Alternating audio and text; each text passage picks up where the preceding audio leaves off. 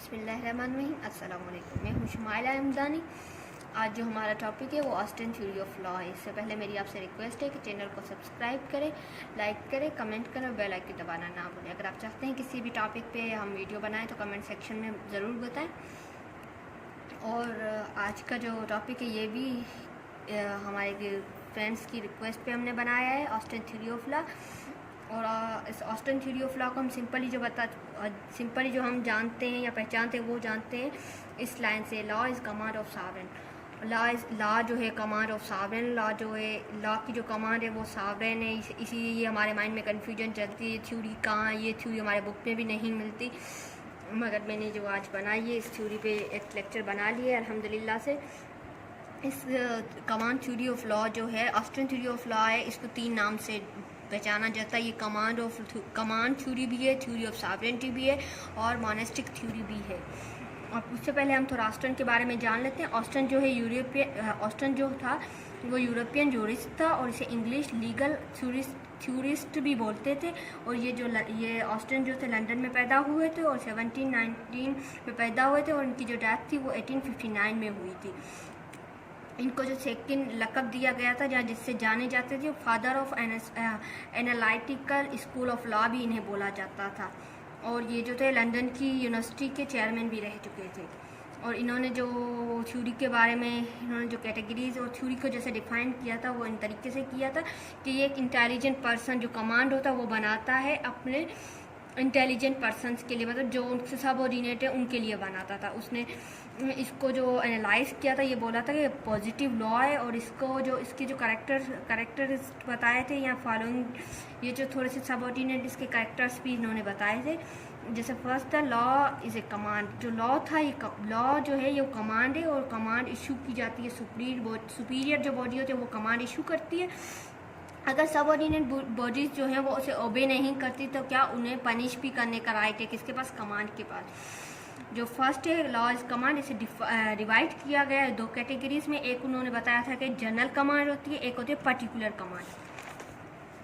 तो पहले हम जनरल कमांड को जानते हैं। जनरल कमांड जो होती है वो पूरी सोसाइटी के लिए और कम्युनिटी के लिए इशू की जाती है। और ऑस्टन का कहना था जो जनरल कमांड ही लॉ है, मतलब उनका कहना था पर्टिकुलर कमांड लॉ नहीं है, जो जनरल कमांड है वही लॉ कहलाती है क्योंकि वो सारी सोसाइटी के लिए इशू की जाती है। जैसे कि अगर कोई भी बंदा मर्डर करेगा तो उसे क्या पनिश किया जाए, किसी का भी राइट इन्फ्रिज करेगा उसे क्या मर्डर, मतलब जिसकी डेथ पेनल्टी हो या जो सुपीरियर जो चीज़ पूरी कम्युनिटी के लिए बताई गई। जैसे कि किसी ने भी किसी का मर्डर किया तो वो क्या पूरी कम्युनिटी के खिलाफ है और वो कहाँ फॉलो होगा, वो उसकी जनरल कमांड में फॉलो होगा क्योंकि जनरल कमांड में बताया गया आप किसी की भी जान नहीं ले सकते इन सिचुएशन में। जो ऑस्टन का कहना था कि जनरल कमांड ही लॉ है। फिर पर्टिकुलर कमांड में भी एक कैटेगरी उन्होंने बताई थी। पर्टिकुलर कमांड है वो जो किसी पर्टिकुलर इंडिविजुअल के लिए बनाई गई, इस सिचुएशन में जो कॉन्फ्लिक्ट हो गया ये इंडिविजुअल्स का राइट है। इंडिविजुअल्स का राइट है वो इंडिविजुअल फॉलो करते हैं। जैसे राइट ऑफ प्रॉपर्टी के किसी इंडिविजुअल का राइट हो जाएगा, वो जो चीज़ें थी पर्टिकुलर कमांड में आती थी। मगर ऑस्टन का कहना था कि लॉ सिर्फ वही है जो जनरल कमांड में फॉलो होता है।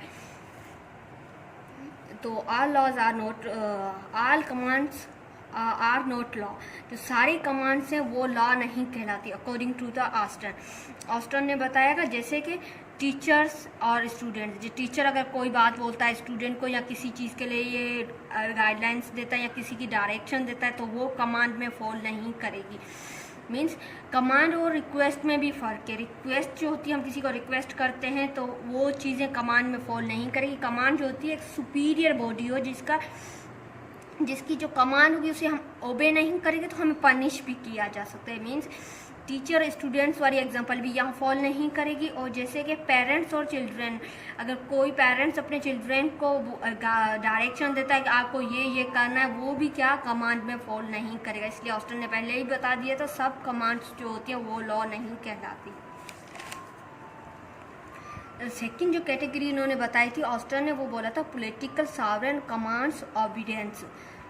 उन्होंने बताया जो पॉलिटिकल जो सॉवरेंट हैं वो ही किसी चीज़ की डायरेक्शन देके कोई चीज़ बनाते हैं। किसी बॉडी कोई पर्सन या बॉडी ऑफ पर्सन जो बनाता है कोई लॉ बनाए या कुछ कोई ऐसी डायरेक्शन बनाए और जिसे सोसाइटी हैबिचुअली ओबे करे, जिसे कि उन्होंने कोई डायरेक्शन बताई कि ना आपको ये काम करना है और उन्हें वो काम करना पड़ेगा। For example political sovereignty, political sovereignty means हमारे जो मिनिस्टर, MP, MNA जो बैठे हैं उन्होंने मिलकर कोई लॉ पास किया, जाके हमारी पार्लियामेंट से जो लॉ पास करवाया वो bulk of political society habitually obey करना पड़ेगा, हमें उसे हैबिचुअली ओबे करना पड़ेगा, क्योंकि अगर हम ओबे नहीं करेंगे तो हम सैंक्शन में फॉल करेंगे। वो जाके हमें आगे एक और बताएगी उसकी कैटेगरी कि अगर हम ओबे नहीं करते तो हमारे लिए क्या होगा।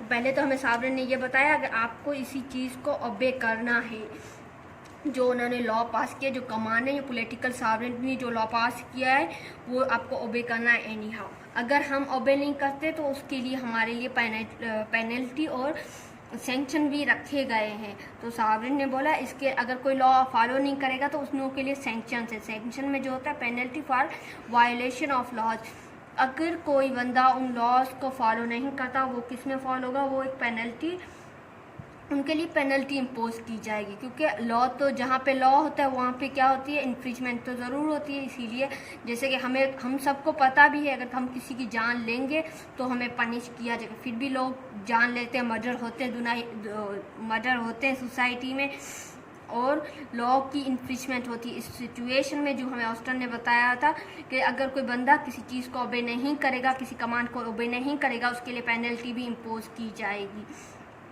इसीलिए एज वेल एज जो बताया गया जो ओबे नहीं करते उनके लिए पेनल्टी इम्पोज की जाती है कमांड के थ्रू। और sanctions are logical part of the concept of law. जो सैंक्शंस हैं ये एक लॉजिकल पार्ट है हमारे लॉ के कॉन्सेप्ट का, क्योंकि अगर सैंक्शंस हम नहीं रखेंगे तो कोई भी बंदा कुछ भी आके करके चला जाएगा और पता भी नहीं चला। फॉर एग्जांपल लॉ पास हो गया कि आपको किसी की भी जान नहीं लेनी या मर्डर नहीं करना है, अगर करेंगे तो उसके लिए कोई पेनल्टी इम्पोज ही नहीं हुई। इस सिचुएशन कोई पेनल्टी नहीं रखी, बस यही एक लॉ पास कर दिया आप किसी की जान नहीं ले सकते, इस सिचुएशन में कोई भी उसे ओबे नहीं करेगा। इसलिए हर लॉ की जो होती है वो सैंक्शंस बनाए जाएं और सैंक्शंस जो होते हैं वो इसीलिए इम्पोज होते हैं। अगर कोई बंदा उसकी इन्फ्रिंजमेंट करेगा तो सैंक्शन इम्पोज होंगे, क्योंकि हमेशा फेयर जो होता है वो उसी चीज़ का रहता है। अगर हम ये काम करेंगे तो हमें फेयर ऑफ पेनल्टी रहेगा, फेयर ऑफ सैंक्शन रहेगा, तो हम वो काम करने से हम गुरेज करेंगे। जब लॉ तो चलो बना दिया उसने कि कमांड ऑफ सॉवरेनिटी की उन्होंने टू काइंड्स बता दी। जैसे कि हमें थ्योरी में बताया गया कि कमांड होगी, लॉ जो है कमांड है उसको डिफाइन किया जनरल और पर्टिकुलर में। पॉलिटिकल मेंबर से पॉलिटिकल अथॉरिटी होगी वो लॉ बनाएगी, उसे ओबे किया जाएगा उस कमांड को, फिर उसकी सैंक्शंस बताएगी। जब ये सब चीज़ें बताएगी तो ऑस्टिन की थ्योरी पे क्रिटिसिज्म भी हुआ। तो ये तो एक आम सी बात है, हर चीज़ पे क्रिटिसिज्म होता है, तो हमारी जो ऑस्टिन की थ्योरी थी उस पर भी क्रिटिसिज्म हुआ।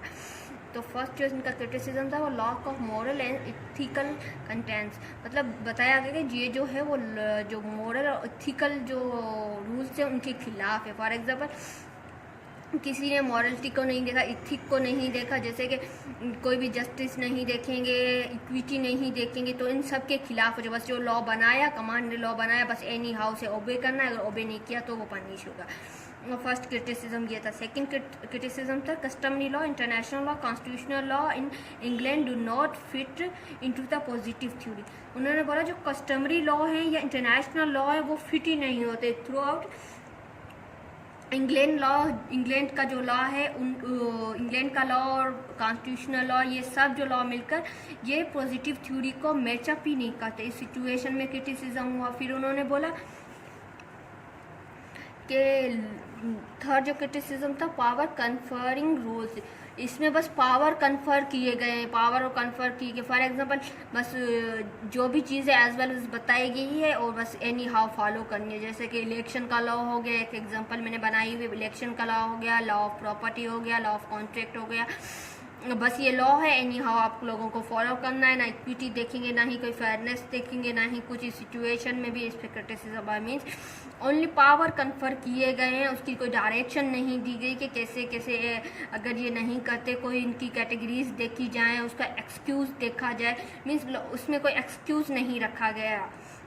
तो इस सिचुएशन में भी क्रिटिसिज्म हुआ। थर्ड जो हुआ, कमांड सजेस्ट ए पर्सनल कमांडर, ये जो डायरेक्टली अपने जो पर्सनल कमांडर है वो उससे ही सजेशन दे रहा है, उससे ही डायरेक्शन दे रहा है। फॉर एग्जांपल जिसने बनाया लॉ बस वही एक पर्सनल सजेस्टर है, उसने लॉ बनाया, उसने डायरेक्शन दी, एज वेल एज उन्होंने मिलकर जो लॉ बना दिया। कमांड ने जो भी गवर्नमेंट थी या जो भी कमांड जिसके पास थी उसने लॉ बनाया, बस उसी ने फॉलो भी करवाना है। या बाकी जो सबऑर्डिनेट है उनकी कोई भी राय नहीं ली गई, ना ही उनके बारे में सोचा गया है इस थ्योरी में। तो इस सिचुएशन में क्रिटिसिज्म हुआ। थर्ड जो था, judicial decision do not fit into the positive theory, उन्होंने इस सिचुएशन में क्रिटिसिज्म हुआ। जो प्रेसिडेंट वगैरह होते हैं, जो जुडिशियल डिसीजन होते हैं, उनको भी नहीं देखा गया। अगर ये थ्योरी अप्लाई होगी तो जो लॉ कमांड ऑफ सॉवरेन ने जो लॉ बनाया बस वही फॉलो होगा। जो जुडिशियल डिसीजन जो हमारे प्रेसिडेंट है वो तो लॉ कहलाएंगे नहीं, वो तो फिट ही नहीं होते इस थ्योरी पे। इस सिचुएशन में भी क्रिटिसिज्म हुआ। जो नंबर 6 क्रिटिसिज्म था, ये basic rule do not be creating by the sovereignty, sovereignty ने जो था बेसिक रूल्स तो बताए नहीं है, बेसिक रूल तो क्रिएट ही नहीं कि जो इस थ्योरी में जो कमांड दी गई है जिसे या जो कमांड ऑफ सॉवरेन है वो जो लॉ बनाएगा, जो लॉ बनाएगा या जो पेनल्टी वगैरह इम्पोज करेगा, जो डायरेक्शन देगा, वो बस अपनी ही तरीके से कुछ भी आके बना देगा और फिर वो हमें एनी हाउ फॉलो करना है। अगर नहीं करेंगे तो पनिशमेंट होगी, पर बेसिक रूल्स तो बताए रहेंगे। अगर ये चीज़ों से हम गुरेज करेंगे, फिर जाके हम गुरेज करने के बाद भी अगर हमसे ये चीज़ हो जाता है, ये काम हो जाता है, उसके बाद हम पे पेनल्टी इम्पोज की जाएगी। ये बेसिक डायरेक्शन तो हमें दी ही नहीं। इस सिचुएशन में भी क्रिटिसिज्म हुआ। तो ये था हमारा जो lecture. Thank you so much for watching this video. Please comment करें अगर आपको ये वीडियो अच्छी लगी तो।